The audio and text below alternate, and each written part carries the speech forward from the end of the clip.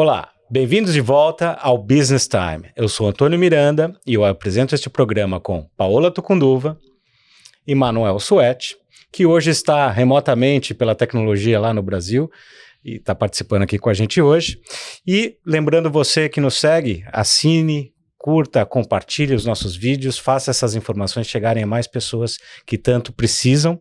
Eu quero aproveitar também para mandar um abraço para alguns dos nossos seguidores aí que têm mandado perguntas e mensagens, o Paulo Salva, o Brasil to USA, o Alexandre Cavalcante e o Emerson Rios. Um grande abraço para vocês, sigam nos seguindo, sigam mandando suas perguntas, é muito legal interagir com vocês. Quero aproveitar também e mostrar para vocês a última edição da revista da GBA, que saiu uma matéria muito interessante com o Manuel Suete, a Paola e eu, e tá dando muito o que falar essa capa aqui, porque a capa diz chega de golpe. Então a gente, como vocês sabem, o nosso objetivo aqui, o nosso compromisso é com a transparência nos negócios dos brasileiros aqui nos Estados Unidos. Então essa matéria, não perca, está distribuída aí nos principais pontos de brasileiros aqui nos Estados Unidos e também no Brasil. Procure essa revista, é gratuita, vale muito a pena, tem bastante conteúdo legal. Vamos começar então hoje, pessoal, um programa muito legal falando das nossas perspectivas para os negócios nos Estados Unidos dos brasileiros para 2020. Então, eu vou começar primeiro conversando com a Paola. Paola, como é que foi o seu 2019? E depois nós vamos falar também como é que você está esperando para 2020. Mas como é que foi para você, na sua visão, 2019 para os empresários brasileiros aqui nos Estados Unidos? Então, Antônio, na minha visão, o ano de 2019, a gente sentiu a economia aqui nos Estados Unidos um pouco fortalecida, né? Apesar de todas as questões polêmicas do presidente, que acabam de alguma forma influenciando, mas ele teve realmente algumas decisões que impactaram positivamente a economia. Agora, o que eu acho mais importante, que na minha visão, o resultado do empreendedor depende muito mais do comportamento, daquilo que ele faz, do que do cenário político e econômico. Não adianta nada, vamos dizer, o cenário político e econômico ter melhorado, se eu não fizer a minha parte, eu não vou ter resultado. Então, o que eu vejo começando a ter brasileiros um pouco mais preocupados e conscientes em buscar informações, em checar a confiabilidade dessas informações e com isso se cercando de pessoas melhor, começar um negócio de uma forma mais estruturada, mais séria, sem o sonho de que é fácil e rápido enriquecer nos Estados Unidos, né? Então, eu acho que a gente começa a ver alguns brasileiros empresários aqui chegando mais consciente para iniciar um negócio aqui. E Manuel, você que está aí no Brasil, está recebendo novas informações aí, como é que foi o seu 2019? Como é que você viu 2019 para os brasileiros que fazem negócios? Então, Antônio e Paula, acho que foi um ano difícil, né? Foi um ano que a gente teve muita turbulência e, obviamente, as turbulências do ambiente macroeconômico, né? Elas acabam influenciando a vida daquele microempresário, né? E isso a gente viu aqui no Brasil com os índices maiores aí dos indicadores econômicos, de taxa de emprego, inflação, etc. Mas a Paula apontou muito bem, quer dizer, eu acho que a vida do empreendedor, você não consegue controlar essas variáveis macroeconômicas. Então, a questão é como você se adapta. Eu acho que 2019 foi um ano bem difícil para muitos empresários, sobretudo porque a gente viu nos Estados Unidos, de novo, crescer o êxodo, né, de pessoas, né, migrando para poder fazer negócios, empreender, expandir os seus negócios nos Estados Unidos, e, obviamente, lidaram com toda a dificuldade que um país novo coloca na vida dessas pessoas, sem contar, né, aquelas pessoas que não ajudam essas pessoas a conseguirem prosperar, né? São os famosos tatus que a gente falou ano passado, né? A gente viu muita gente sendo ludibriado aí por pessoas que nos Estados Unidos, por exemplo, não estavam ajudando elas a poder melhorar. mas eu acho que foi um ano de muito aprendizado também. Eu, por exemplo, tive muito aprendizado e acredito que 2020 esses aprendizados não vão voltar a acontecer, vão ser combustível para que não se cometam os mesmos erros que aconteceram. Mas eu acho que a gente entra 2020 com uma perspectiva melhor do que 2019. Eu concordo com vocês dois. Eu acho que 2019 para o empresário brasileiro foi um ano bastante difícil aqui nos Estados Unidos.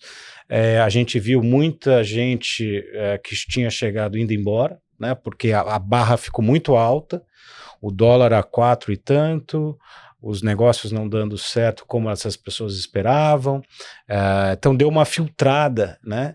E quem permaneceu aqui é porque realmente se preparou bem e estava bem solidificado para fazer esses negócios acontecerem, né? Eu acho que deu, nesse sentido, 2019 filtrou um pouco, né? A gente vê isso no mercado imobiliário, com esse dólar alto. Vários amigos aí, corretores de imóveis, estão preocupados porque não está tendo uma venda tão alta como foi em 2016, né? O grande boom dos brasileiros comprando imóveis aqui. As próprias empresas tendo que se reinventar.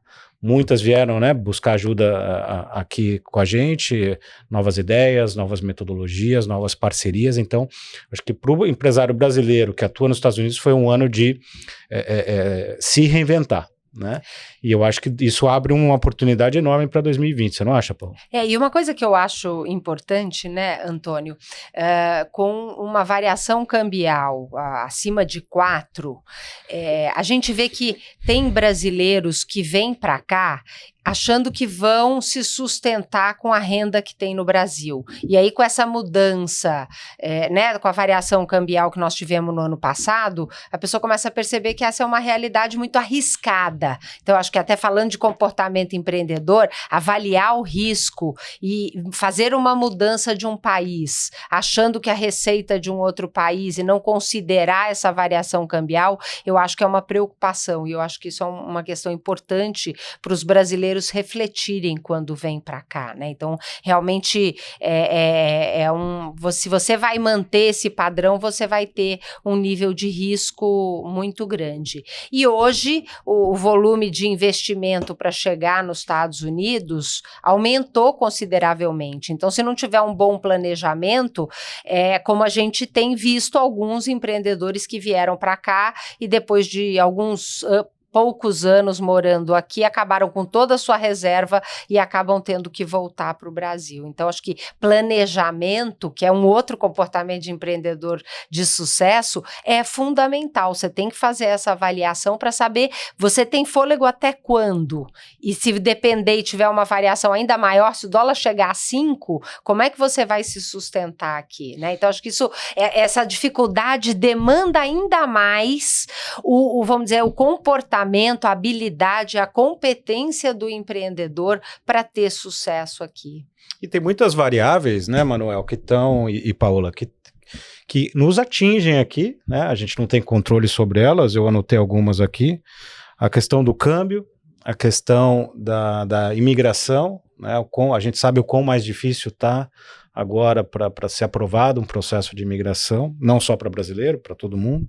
A questão dos investimentos, e também de como começar um novo negócio aqui, e tudo isso com uma esfera em volta disso das consultorias que ajudam essas pessoas a virem para cá, né? Queria que a gente conversasse um pouco com relação a essas variáveis. Como é que vocês estão vendo, por exemplo, agora, essa tensão enorme Estados Unidos, Irã, com Rússia e China também tentando influenciar?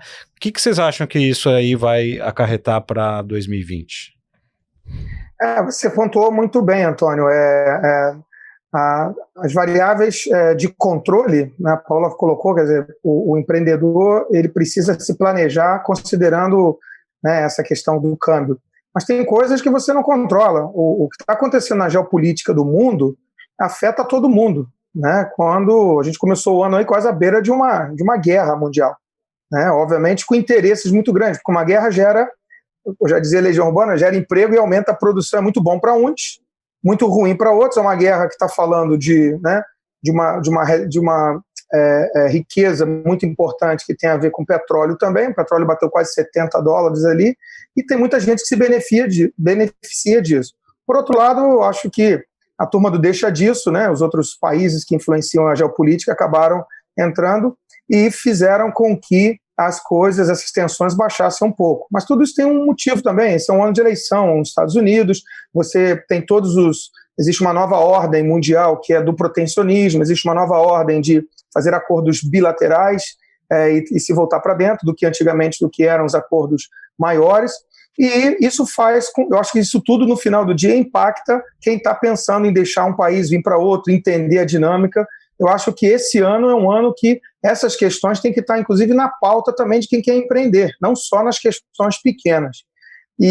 Mas eu acho que quando olha para a perspectiva, Antônio, tem uma música do Belchior, que agora foi regravada recentemente. Eu estou aqui no Brasil, estou retomando, né, as questões culturais aqui. Foi regravada recentemente pelo Emicida.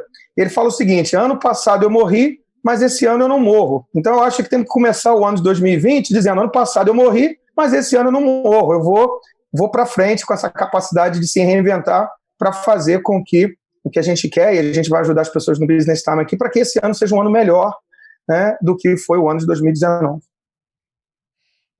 Eu acho importante a gente entender que, no caso específico da Flórida, a economia do estado da Flórida, ela é muito influenciada pela economia da América Latina, né? Quando a América Latina esteve bem, a economia da Flórida cresceu.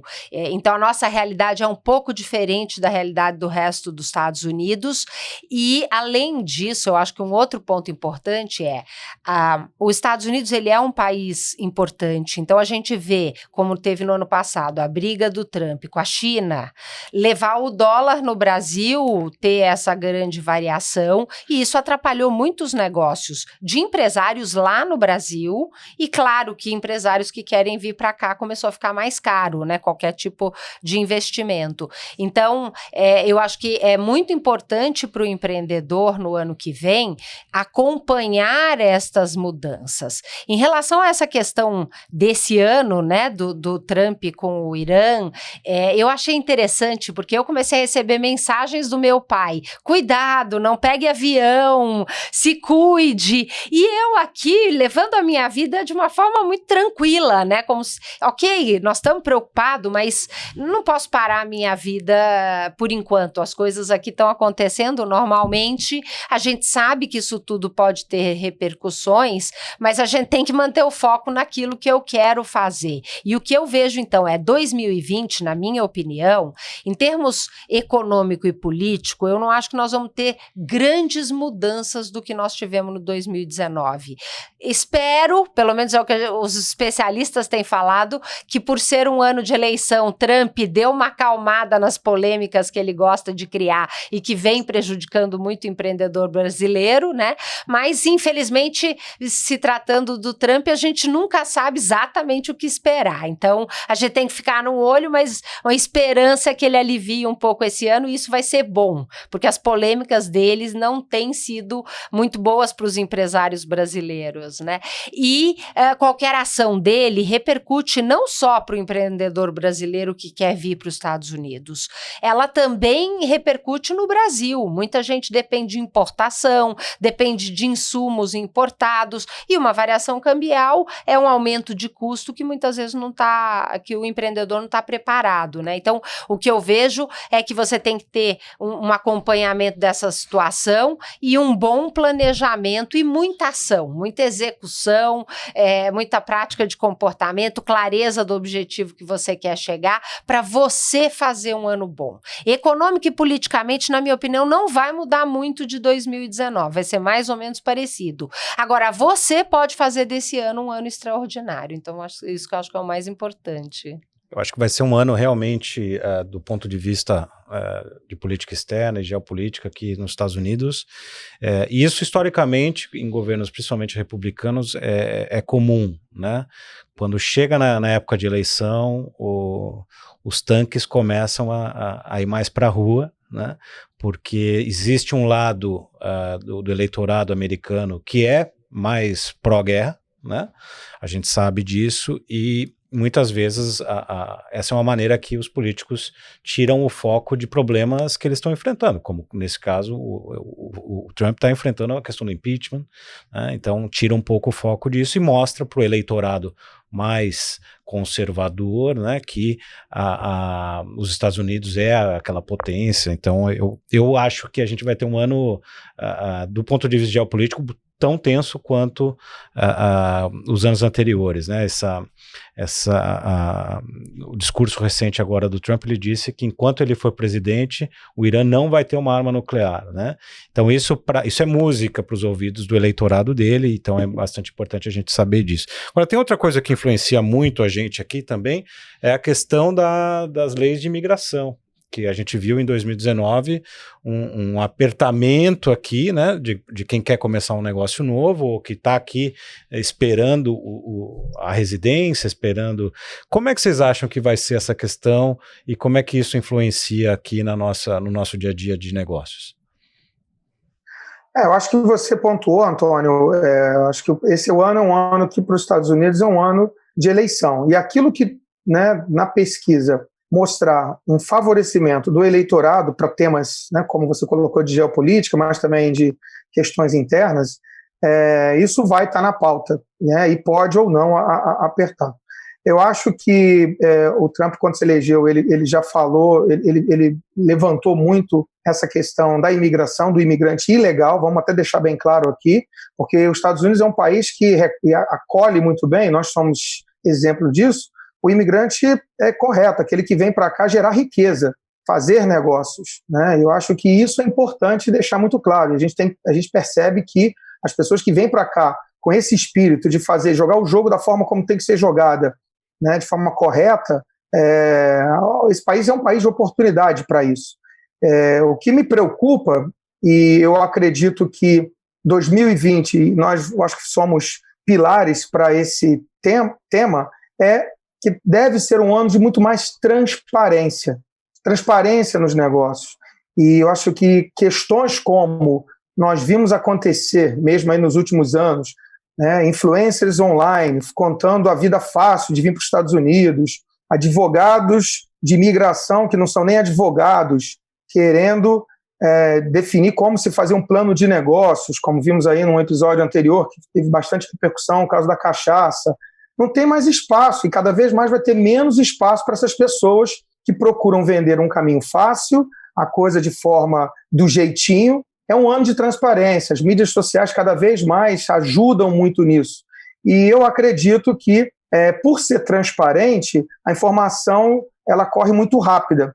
Então, qualquer tema que prejudique um ano de eleição, né, obviamente as pessoas que trabalham em marketing político, eu já trabalhei em marketing político, elas são muito cautelosas e elas vão ser mais moderadas nessas questões. Então, acho que a questão da imigração e das leis, elas não vão além daquilo que já está, né, já tem muita pauta apertada aí, e a dica aqui é para que as pessoas se cerquem de profissionais que podem te dar a resposta correta do teu caso, né, e não tenham medo e agilidade de sair fora daqueles casos que não estão parados há muito tempo, você está ouvindo muita historinha e não está levando a você a lugar nenhum. 2020 é um ano de transparência. Você concorda, Paula?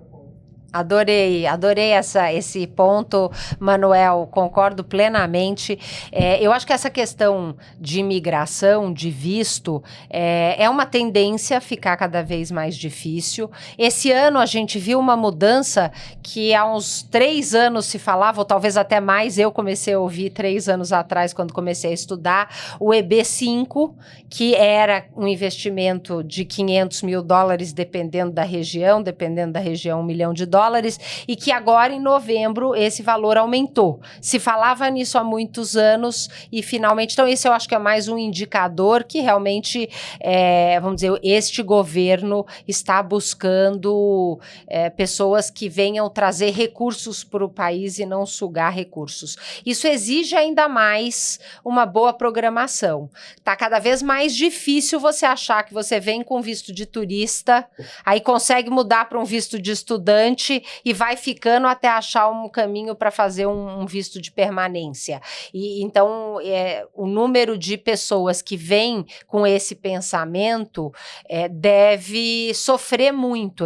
Eu espero que, na verdade, reduza esse número, porque vai perceber que isso não funciona, né? Então, eu acho que, vamos dizer assim, o cenário, ele está aí para ser estudado, para ser avaliado, né? E aí, o empreendedor realmente ter a transparência, eu achei até interessante o comentário que a gente recebeu em relação a, poxa, tô aqui investigando, né? Escuto o programa de vocês, comecei a ficar mais preocupado. Como é que eu faço para saber se as pessoas são sérias ou não são sérias? Eu acho que esse é um ponto muito importante. Primeira coisa, não dá para buscar informação só na internet. A internet, é muito fácil enganar as pessoas pela internet. Pega um avião, vem de férias, fala olho no olho, pergunta para pessoas da comunidade sobre os nomes, né? Nós adotamos por uma linha editorial não mencionar nomes. Essa é a nossa linha editorial. Mas cabe a você, a responsabilidade é sua ao fazer a investigação. Se você perguntar para 3, 4, 5 pessoas diferentes, você logo vai saber o nome dos picaretas, ou pelo menos o nome de quem é realmente sério. Então, não dá para contar só com a internet. Você não acha, Antônio? Nesse ponto de migração, o que eu percebo, conversando com os advogados sérios aqui, é que está havendo, como a demanda sempre é alta, mas a demanda de quem pode pagar não está diminuindo, né? Porque cada vez que o dólar fica mais caro, menos pessoas conseguem custear esse objetivo, né? E isso abre portas para os vendedores de facilidades se colocarem como alternativa que viabiliza o sonho, né? Então, mas eu acho que a gente tem um trabalho muito legal aqui de conscientizar essas pessoas, né? Nós sabemos que nós somos uma voz aí, uma voz contra muitas vozes do lado das facilidades, mas faz parte do nosso objetivo, que é trazer a realidade, trazer a verdade. Então eu percebo que para 2020 vai ficar um pouco mais trabalhoso conseguir esse visto, ou esse green card, ou essa cidadania. Por isso, as pessoas precisam se planejar muito bem e contar com o apoio dos melhores profissionais, né? Eu acho que isso é essencial para esse amigo que está nos assistindo, tanto que está aqui nos Estados Unidos, quanto está querendo vir, buscar esses conselhos dos profissionais realmente gabaritados para fazer esse trabalho, né? Então, eu percebo uma concorrência enorme entre os advogados de imigração. É claro, né, nós brasileiros gostamos de ouvir o caminho mais suave, né? O advogado que fala muita verdade às vezes perde negócio, que é um contrassenso, né? Eu acho que você deveria acreditar em quem te fala a verdade, mas eu vejo que do lado de imigração vai ser um ano onde as pessoas vão ter que tomar muito cuidado e se planejar muito melhor. Engraçado, né, Antônio? Você estava falando, isso me veio à mente, a questão da característica do brasileiro especificamente. E você sabe que até, por exemplo, a hora de fazer um planejamento estratégico para um novo negócio, o brasileiro tem uma tendência a ser otimista demais. Eu me chamou muita atenção, algumas vezes eu já participei como jurada em contextos com apresentação de planos de negócio de pessoas do mundo inteiro. E nos planos de negócio brasileiro ficava nítido um otimismo em exagero que demonstra um plano de negócio com uma chance muito grande de não ser factível da forma com que está planejada. E eu acho que isso vamos dizer, uma consequência dessa vontade de ouvir ouvir música e ouvir o caminho mais fácil, né? Então, acho que esse é um alerta importante para o empreendedor brasileiro. Cuidado com o caminho mais fácil. Além do que, se você acha que vai enriquecer fácil nos Estados Unidos, também isso não existe. Agora, se você quer acreditar, depois não vai chorar que você caiu no conto do vigário, né? A questão dos novos negócios, a gente lida com muitos empresários aqui, e eu acho que os últimos anos, que, né, o histórico de fracassos, infelizmente, foi muito alto, essas notícias chegaram ao Brasil, e as pessoas estão mais espertas aí de que tem que tomar cuidado, né? Então isso e até o nosso papel aqui é sinalizar isso daí. Na questão de novos negócios, Manuel, o que você tem visto as pessoas mais buscarem com relação a esses novos negócios aqui nos Estados Unidos? Eu acho que com certeza a palavra startup, né, ela tomou um significado novo, sobretudo para a nova geração, né? Os dados demográficos do ano passado mostram que 50% da força de trabalho americana já são millennials, né? O pessoal que nasceu ali de uma determinada, né, final dos anos 70. Eu até me considero borderline milênio, né, Antônio? Já te falei isso, né?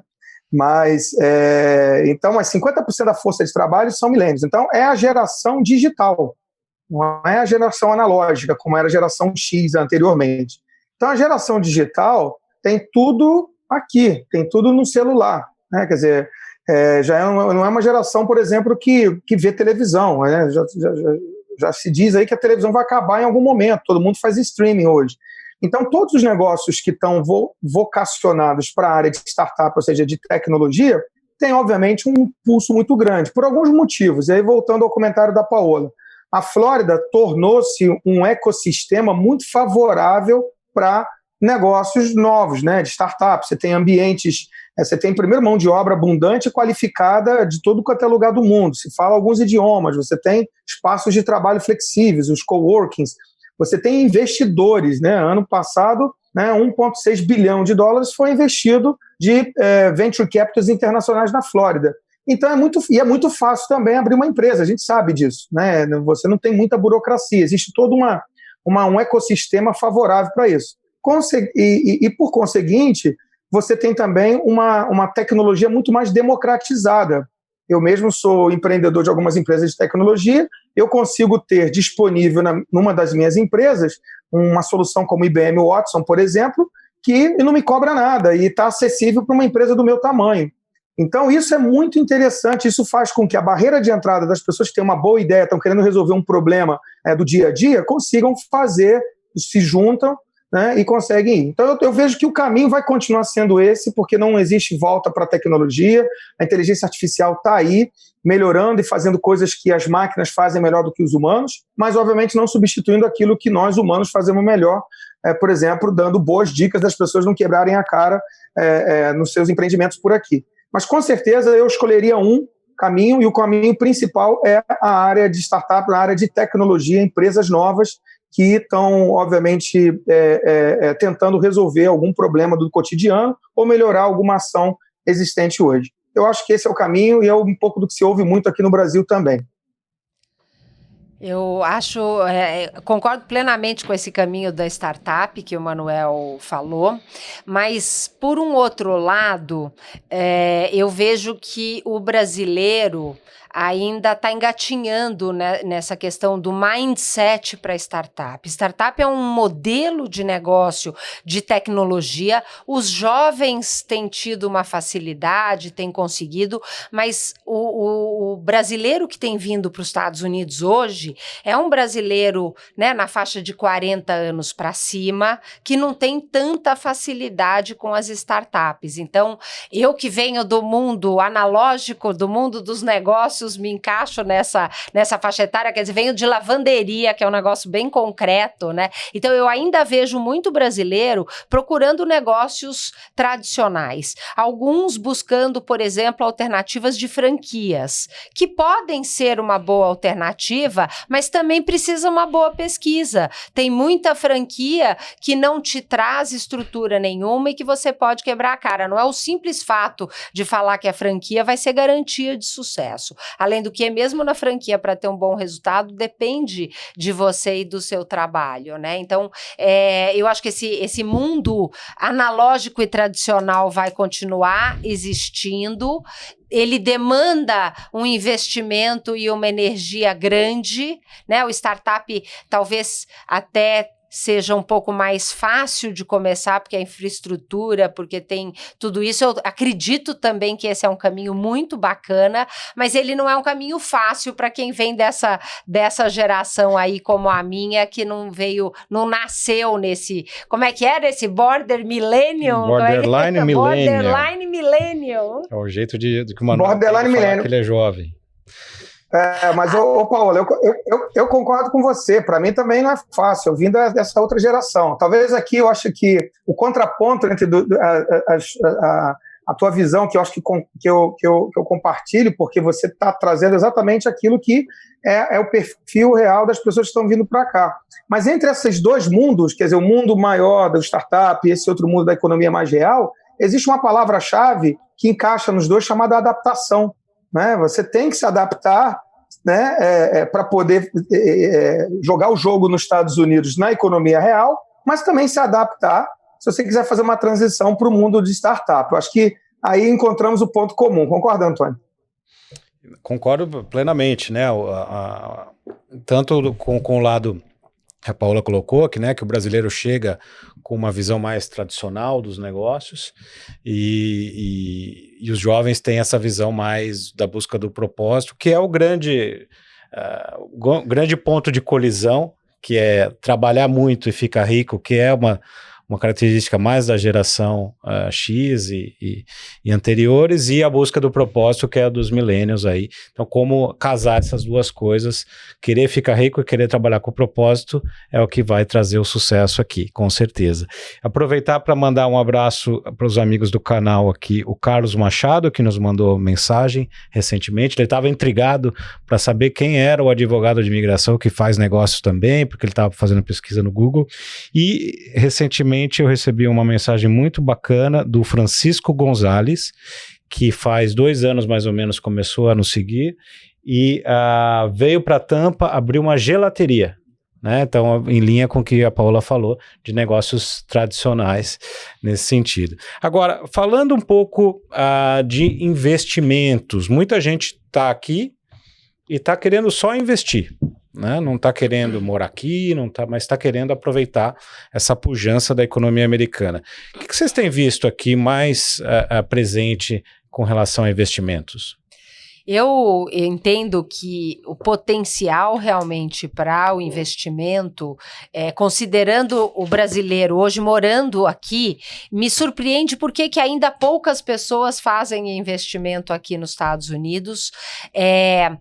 Eu acho que aquele mito de que os juros aqui é muito baixo, que o retorno do investimento aqui é muito baixo, morando aqui hoje, eu falo, gente, isso é uma insanidade, porque se você associa a questão da desvalorização cambial, ganha-se mais dinheiro nos Estados Unidos do que no Brasil, e me surpreende porque que os brasileiros estão demorando tanto. Eu ainda acho que tem pouco brasileiro investindo aqui, talvez um pouco pelo receio do desconhecido, mas entendo que o potencial, tanto em investimento com imóveis, que é um mercado, né, um dos principais segmentos aqui na Flórida, além do turismo, o mercado imobiliário é um dos mercados mais fortes, e em negócios, claro que o negócio, se você não vai morar aqui, você tem uma preocupação de quem vai cuidar desse negócio, e você tem o mercado financeiro, então você tem possibilidades muito importantes que te traz a segurança do lastro em dólar. Então eu acho que diversificar, eu começo indo ao Brasil, conversando com algumas pessoas que são investidores, eu começo a ver essas pessoas começar a pensar na possibilidade de fazer investimentos aqui nos Estados Unidos. Eu acho que isso é uma coisa interessante, mas sinto que muita gente ainda tem um pouco de receio, não sei bem se é esse medo, né? Não sei o que você acha. Eu acho que existem 2 perfis, né? Existe o brasileiro fresco, né, que não tem conhecimento sobre os investimentos aqui, e o mito do 2% ao ano, 1% ao ano fica incrustado na cabeça dele, né, de que o banco americano só me dá 2%. Né? Mas existe também quem já está mais experiente. Né? Recentemente o Manuel esteve num evento, né, Manuel, de family offices, para quem não está familiarizado com o termo, family office são gestoras de investimentos de grandes fortunas, de famílias, né? E eles estão sempre buscando oportunidades de investimento direto em empresas, em startups, além dos tradicionais fundos imobiliários e fundos financeiros. O que você acha, Manuel?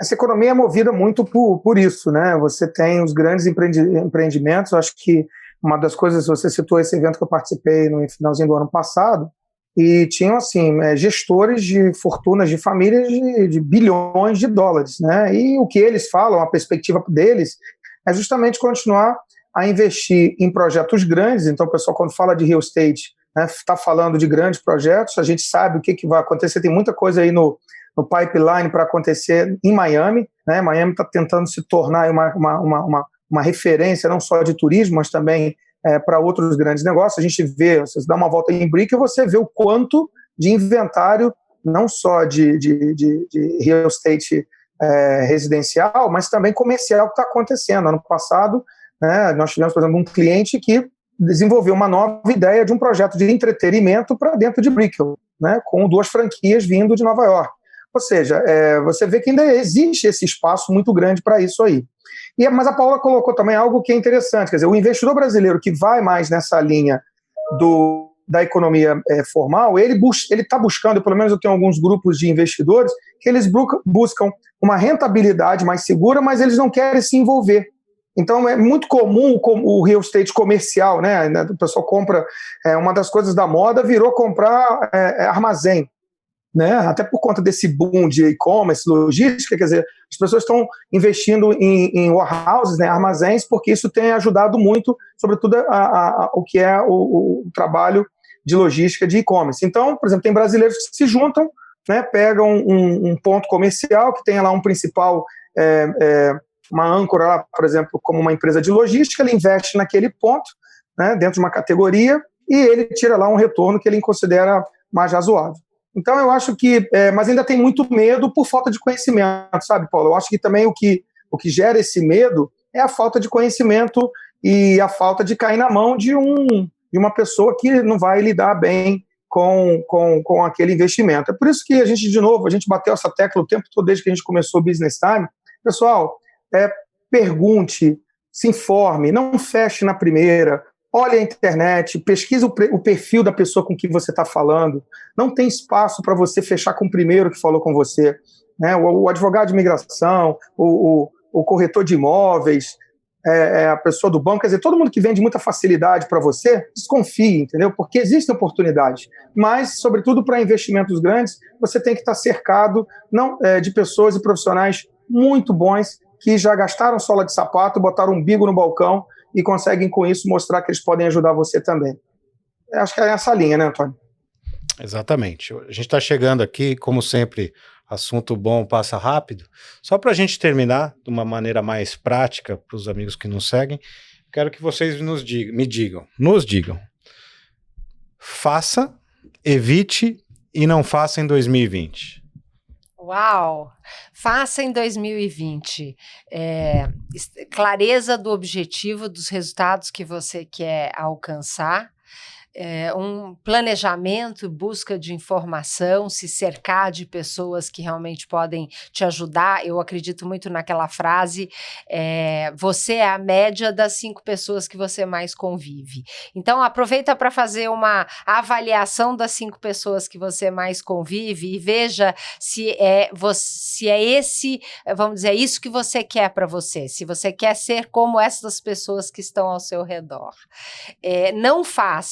Não se iluda, não caia no canto da sereia, que é uma tentação grande, mas você pode pagar um preço muito caro. O brasileiro, às vezes, ele tem uma visão de muito curto prazo, querendo um resultado muito rápido. E, na verdade, ser sustentável. É melhor ter um resultado um pouco mais lento, mais sólido, e que só vai ter crescimento, do que uma ilusão de ganhar muito dinheiro ou de ter sucesso muito rápido e você acabar se se frustrando, né? E continue acreditando em você, seguindo a sua intuição, que eu acho que é uma coisa que a gente vem perdendo aí nos últimos anos e que ela é sempre um bom norte para a gente, né, saber escolher os caminhos. Na hora de escolher um bom consultor, procure usar um pouco da sua intuição também. As melhores contratações de pessoas que eu fiz foram aquelas em que eu usei a minha intuição para sentir se aquela pessoa era uma pessoa certa ali para o meu caminho naquele momento.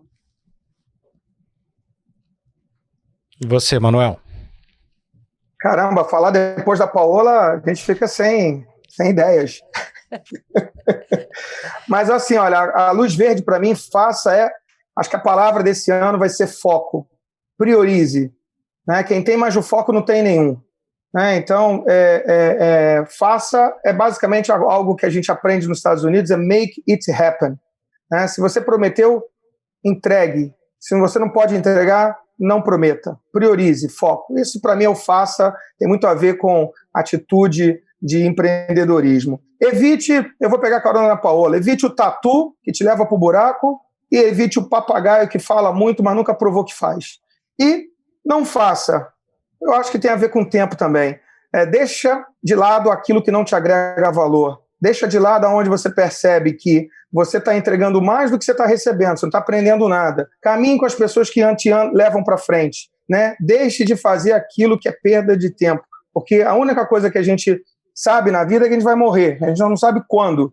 Então, aproveite o dia, aproveite cada minuto com as coisas que valem a pena. Fantástico, pessoal. Muito obrigado. As minhas dicas são a soma de vocês, tá bom? Mas eu tô extremamente em linha, extremamente feliz com esse ano que está começando. Eu acho que nós temos um papel primordial para ajudar esses amigos que estão nos assistindo a terem bons negócios aqui. Esse é o nosso grande objetivo. Então, muito legal a gente falar de 2020 e ao longo desse ano nós vamos trazer muito mais informações e novas perspectivas também. E você que está nos seguindo, obrigado pela sua audiência hoje. Fique com a gente aqui no Guia Brasil América, no Business Time, e não perca na próxima semana, às 4 da tarde, mais um episódio do Business Time. Até lá!